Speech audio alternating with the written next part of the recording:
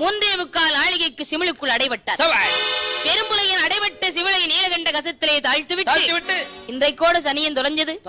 பொல்லா தேவாதையை கசத்திலே தாழ்த்து விட்டோம். ஆமா, இனிமே பயமே இல்லை என்று அரண்மனைக்கு வந்தார். ஆமா, பெரும்புலையின் மனைவி புலக்குடியாள் நீலகண்ட கசத்திற்கு தண்ணீர் எடுக்க வேண்டும் என்று வந்தாள்.